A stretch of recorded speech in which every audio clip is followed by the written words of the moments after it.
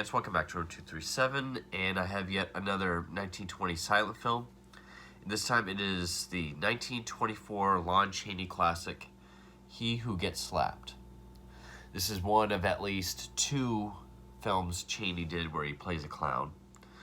The other one being Laugh Clown Laugh from 1928, which I believe that's more of a melodrama. I haven't seen it, but the DVD was put out by Warner Brothers, but the film was made by MGM, and it was the first movie to have Leo the Lion during the opening logo of MGM.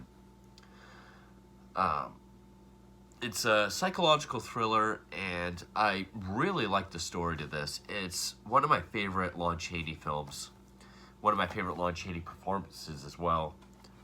I think by default, Phantom of the Opera will always be my favorite film of his, but I really like the story to this one.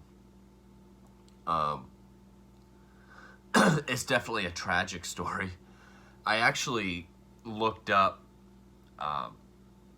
the book Killing Joke to see if Alan Moore or anybody was sort of inspired by this at all, because it does have,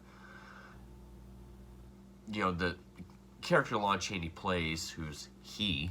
Once he becomes a clown, he goes by he.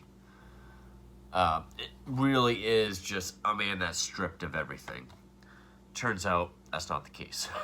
At least not anything that's documented about Killing Joke being inspired by this at all. It came out in 1924, and actually July 1st of this year, this and all other American films from 1924 went into the public domain. I bought this at the store that I go to for like $8, but you can buy it for like $12 on Amazon, but I was just looking. There are some DVDs, they're all out of stock, but go up for like $30 to $40. There are some Region 2 DVDs of this that are over $700 excuse me, on Amazon, out of stock, but holy hell, that is a lot. So what's the story about? Well, actually first, it was directed by Victor Sjöström, who also directed the film that was in my last review, Phantom Carriage. And this movie was actually a really big deal for Chaney, Norma Shearer, John Gilbert, and Sjöström himself. This was a pretty big success. One thing I will say, and I didn't even know this until after I watched it, and I was just looking online. The running time on this is 72 minutes.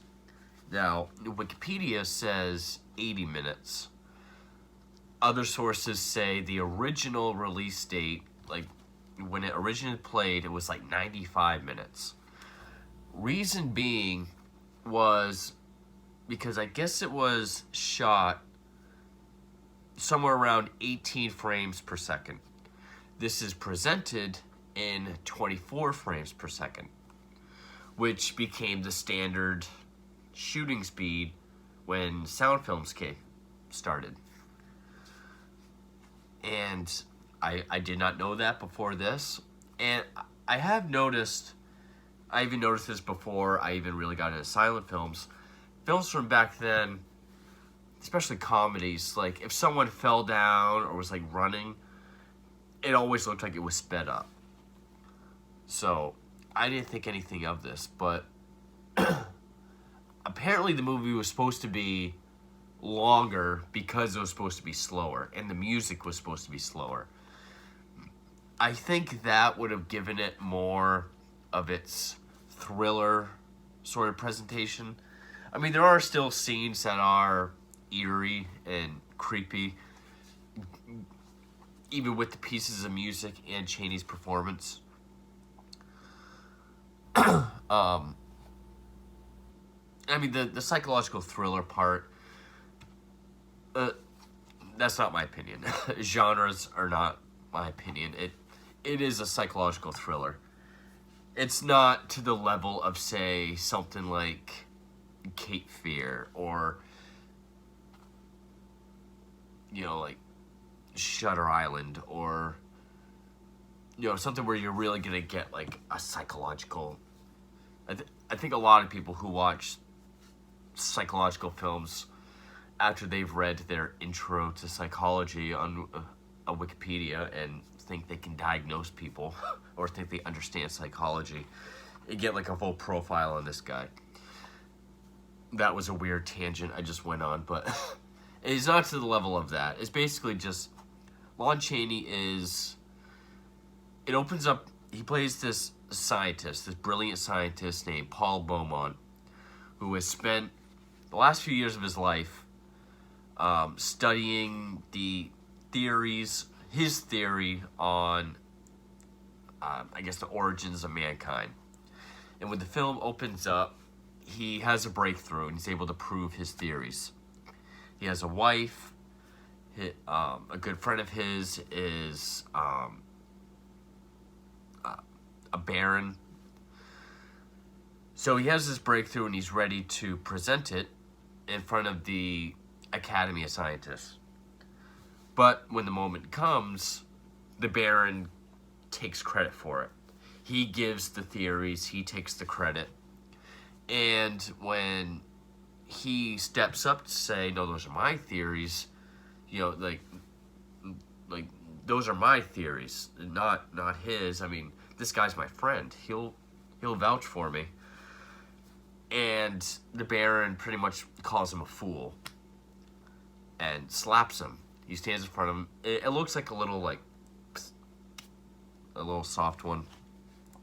He goes to his wife for comfort, and that's when she very harshly tells him, what do you have to give me that I can love? You're a fool, you're a clown. Then she slaps him. And then says that she's been having an affair with the Baron, and now she's leaving him for the Baron. And he has a moment where he just kind of sits there, and Chaney does a great job at everything he does. Lon Chaney is the king, the master, the wizard, the actor of the silent era. I mean, I'm a big fan of Conrad Veidt as well. Lots of good people from back then. But Lon Chaney is the silent era actor. I mean, he died in 1930 from throat cancer, right at the dawn of the sound era. Both his parents were deaf, so he really had to communicate with his body and his face. And he became the man of 1,000 faces, and this was one of his most famous ones. And I say all that because right after his wife leaves him for the Baron, you can literally see it in his face, just like the psychological, the breakdown of his psyche. And he calls himself a fool and a clown. And you get this neat moment where it cuts to a globe. There's a globe spinning, and all these little tiny clowns kind of rappel down from ropes, land on the thing that goes around the globe. They stand on it. And 5 years pass. Paul has joined a circus near Paris, where he goes by the name He, and his act is He Who Gets Slapped, where he gets slapped by all the other clowns and performers. And his part of the act is really taken off. People really like it. And you have a lot of eerie moments in this that really work, but reading that the movie's presented at a faster speed and that it was supposed to be slower, I think it would have been more...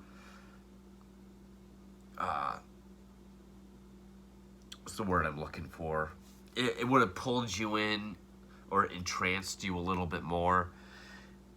There are like these high-pitched like violin stings that build up, similar to like when Joker's giving his Scar stories on Dark Knight. Just kind of that very soft, ambient, high-pitched noise to kind of show terror or something threatening. And it's usually when Chaney is in his clown makeup and he has this like evil stare. Because in the beginning of the film, he notices the Baron in the audience. There, Norma Shearer plays a horseback rider, a daredevil horseback rider in the circus, along with John Gilbert. And they're in a relationship. But Chaney has also fallen in love with her. And you get these great scenes where he's just kind of like watching people, and he gets like this look with that ominous music. There are some scenes that are opened and closed or segued with a cut, like a shot of this clown who's kind of spinning a ball, and he'll be like pointing to it. And like when something happens to his ex-wife at one point, the clown's like laughing and like going like that to the ball that's spinning. Norma Shearer's character is named Consuela. Her father is a count who is in debt. He's impoverished. He wants to get the Baron to marry his daughter, I guess, help him out financially. And basically, it's not really a revenge plot, although it does kind of play out that way, between Chaney and the Baron.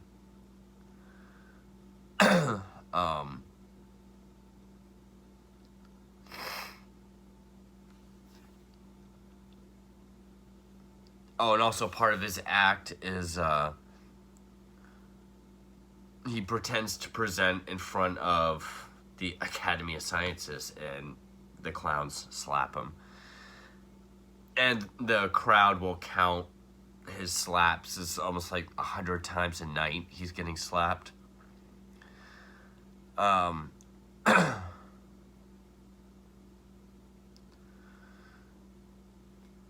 So you have a couple subplots of John Gilbert and Norma Shearer, their relationship. The Count and the Baron plotting the fixed marriage between the Baron and Norma Shearer. And then scenes with Chaney. And Chaney really steals the show.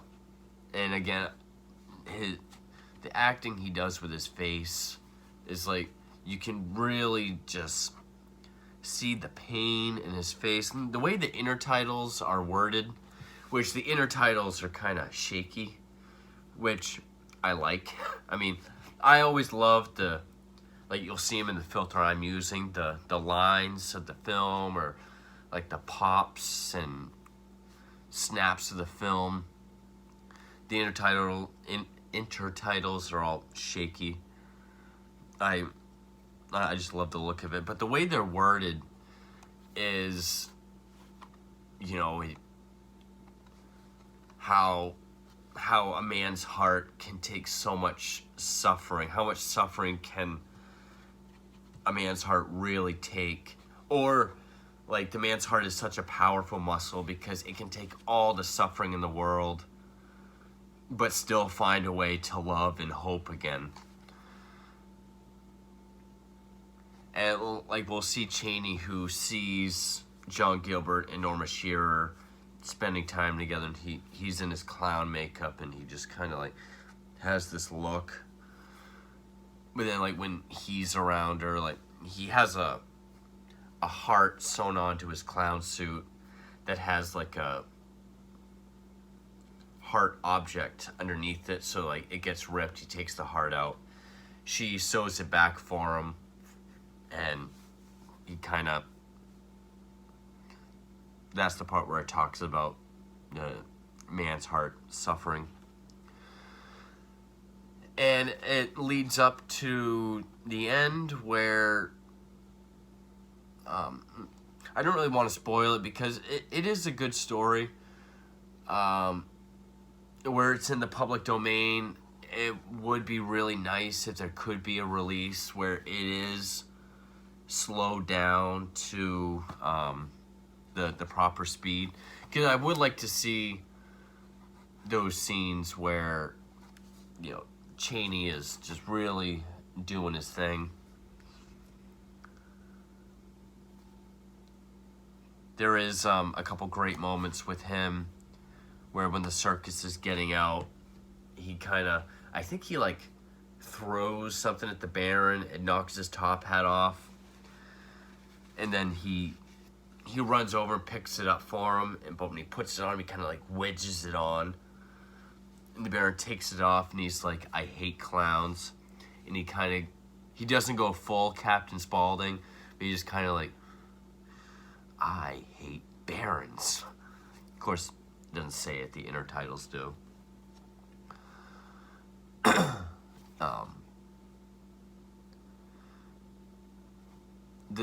A picnic scene with Shearer and Gilbert where they profess their love for each other. And then Chaney professes his love to her, of course, in kind of a creepy way. He reads her fortune on her hand correctly. I think it's because I don't remember if it's because he overhears the Baron and the Count talking, or if that's something he can actually do, but he says how your father's going to sell you to that rotten Baron, professes his love to her. And I like this moment because then first, she kind of jerks her hand away and looks shocked, and he's like, and then she starts laughing, and she's like, "Oh, you're so funny. I thought you were serious." And you can tell he looks hurt. But then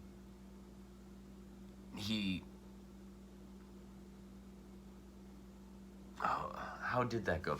This was the first time I've seen it. I think either she slaps him first and then says, like, "Oh, you're so funny. I thought you were serious." Or says it first, then slaps him. But it's just another one of those times where he's, like, taking a bullet to the heart, essentially. And he goes along with it. He has his laugh. And then the Baron and the Count come in. They announce to her that, "Hey, you two are to be married tonight after the performance." She wants to say something, but Chaney's kind of holding her back. And then someone comes in, takes her away for the performance. And some people have said the ending's a little too drawn out.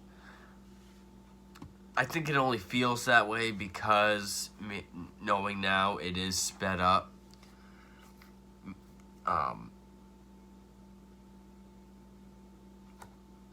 But Chaney's pretty much screwing up everything for the Baron and the Count. Like, they bring in flowers and champagne. Of course, he's just acting obnoxious in front of them. And then, I think they push him into this one room and lock it. And of course, he's on the ground and there's a lion in its cage. And he looks at the lion, the door, and he just gets that. Puts the cage up against the door, pulls the thing up, goes around to another door, comes in. And you get this really great moment because where he's in this makeup, the Baron does not recognize him as Paul Beaumont. And so he gets back into the room. He's being more of a nuisance and angrily berating them, laughing in their face. And then, he sloppily pours champagne. It's like, let's have a drink. And he sets it down rudely. He's like, I don't drink with fools. And then he just has, like, I am a fool, but look at who this fool is. And the camera stays on him, and he's got the clown makeup, and his eyes are big and frantic. And then you get this cross dissolve with Chaney's normal face with the sort of, I don't know, Colonel Sanders kind of facial hair pattern over it with the same. And it was cool to see Chaney with his normal face in a movie. And then it shows the Baron as he realizes it's my old friend that I stabbed in the back in the worst way possible. In two of the worst ways possible. Then it cross dissolves back into he. Fight breaks out. Count has like a sword in his cane, stabs him, and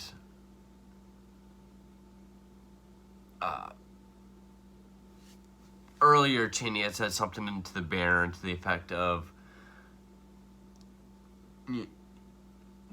to the one that gets the last laugh. Because the opening intertitle of the film says, in the crude world of comedy, or in the something negative world of comedy, the last laugh is the best. So he says something about the last laugh. So he's laying there bleeding. They go to the one door and it's locked. They go to the other door where the lion is, and he starts laughing, so they start thinking maybe he's bluffing or he has something here. So they look at it, and then you see Chaney kind of thinking on his feet, and he's like, remember, the last laugh. So they're like, oh, he's just bluffing. He's being a fool. They open the door, the lion comes out, and I was surprised. For 1924, we don't see the lion really eating people, but you have this nice effect where the Count like tips the table over, tries hiding behind it. Lion jumps over the table, and so the table's like blocking, and you see like the lion kind of going, like doing stuff with hands coming up. And then it attacked the Baron. And then just at the last minute, he kind of, with both of them dead, Chaney kind of surrenders, and he's like, come, my friend, give me the last slap. But then the lion tamer comes in, gets him back in his cage. The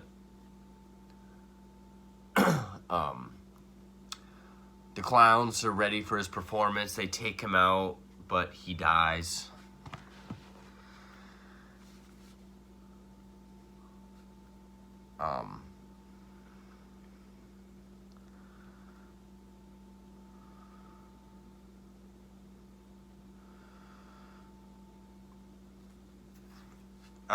He collapses. Norma Shearer's character runs out, and he tells her that, you will now forever be happy. And now, for once, I am happy, and he dies in her arms. And then it closes with her and John Gilbert performing again, and she just says, and we all laughed at him. Because it ends with, like, what is death? What is life? What is pain? Or something like that. And then the final shot is the clowns on the globe again from the beginning, but this time two little clowns pick up, because they're all dressed in like white clown suits. He's in his dark one. And we just see two little clowns on the globe kind of pick them up and throw them off. They look down, and that's the end of the movie. Which, his clown suit kind of blended in with the globe a little bit. Almost like,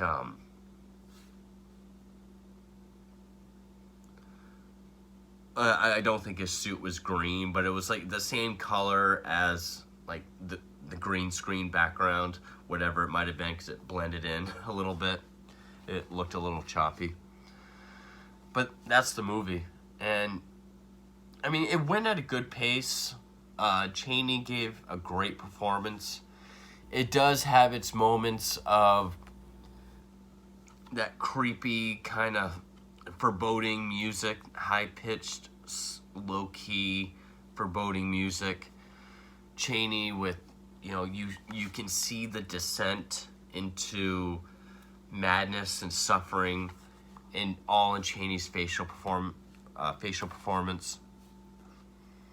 The moments when he really just kind of gets that grin on his face, he really looks like a madman. But he does it perfectly balanced between being mad and crazy and tragic and suffering. He does it very well. And this would have to be my second favorite Chaney film, behind Phantom of the Opera.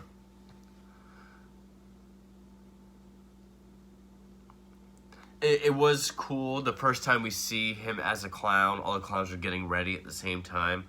Seeing how fast they throw their clown makeup on. I mean, the guy that's putting it on him, it's like, it looks like he went and he was done. Like, how fast they have to put the clown makeup on. So it does have its moments of, being really eerie and creepy and sort of foreboding with its, I don't find clowns creepy. I don't like clown movies anyway. I usually think they're overrated and dumb. Except for, like, Stitches with Ross Noble, because that's a silly movie anyway. But this one I actually really enjoyed. Again, it's not like a straightforward horror film, but it has its moments.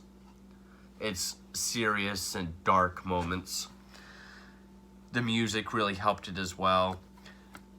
But after reading that it was supposed to be presented slower, I think it makes sense. Like, I can see this movie being presented slower and kind of building more at a slower pace and maybe having a better, more grand and darker payoff.